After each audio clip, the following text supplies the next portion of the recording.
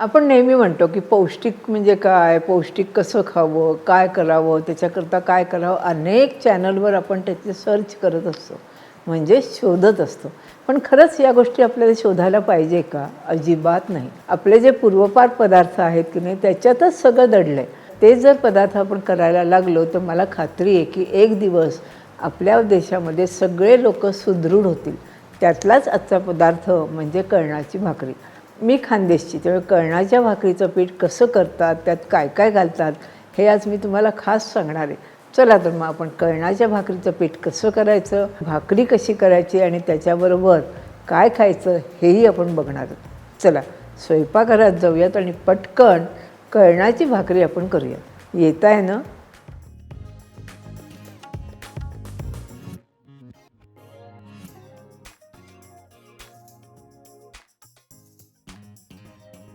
खानदेशमध्ये कळणाची भाकरी खूप प्रसिद्ध आहे बरं का. त्या भाकरीकरता आपण 1 किलो ज्वारी घेतली. ही ज्वारी आपल्या गावाकडची म्हणजे शेतातली आहे बरं का आपल्या.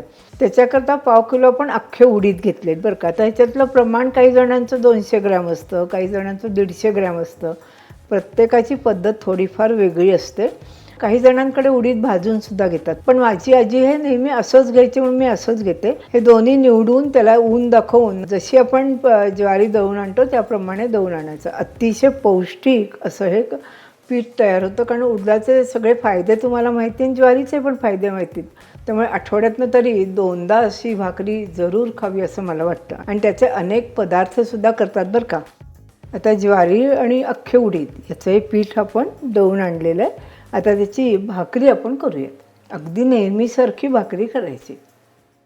आपण एका भाकरीचं पीठ घेतलं आहे, त्याच्यामध्ये थोडंसं मीठ घालून घेऊयात आणि थोडं थोडं पाणी घालून भिजवून घेऊयात.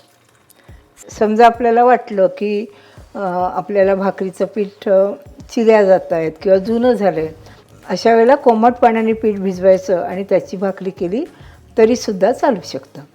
भिजवल्याबरोबर उडदाच्या डाळीचा वास व्हायला लागला बरं का छान. तर असे छान पुसून घ्यायचं थोडंसं पीठ घालून, म्हणजे आपली परात स्वच्छ होते. आणि नंतर हे पीठ चांगलं मळून घ्यायचं. जितकं तुम्ही भाकरीचं पीठ मळाल ना तितकी तुमची भाकरी छान होते. थोडं उडदाच्या डाळीमुळे पीठ चिकट होतं बरं का. थोडं वाटलं तर पीठ आपण लावून घ्यायचं. आता आपलं छान भिजवून झालं आहे. आता आपण भाकरी थापून घेऊयात.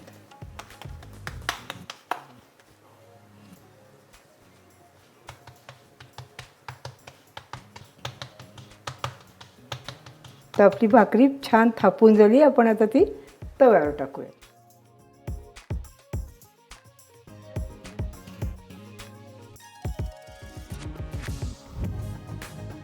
आता आपण पाणी लावून घेतलं आहे. फक्त एक लक्षात ठेवायचं बरं का, पाणी लावल्यानंतर खूप वेळ भाकरी ठेवायची नाही, लागली उलटायची नाही, तर मग खालनं क्रॅक पडतं.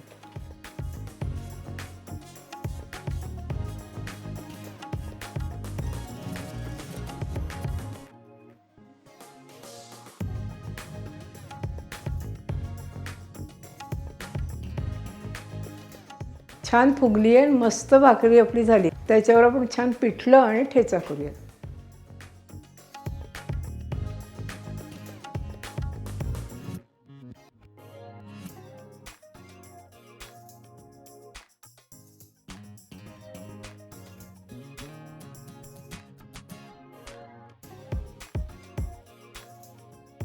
आपलं पिठलं झालं आहे, आता आपण ठेचा करून घेऊया.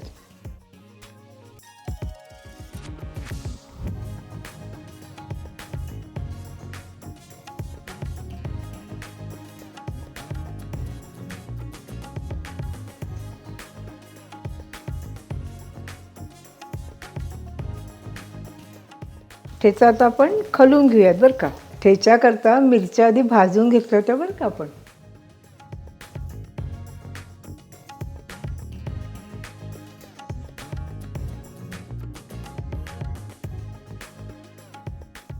आहे की नाही, कळणाची भाकरी आणि मस्त बेत तयार झाला.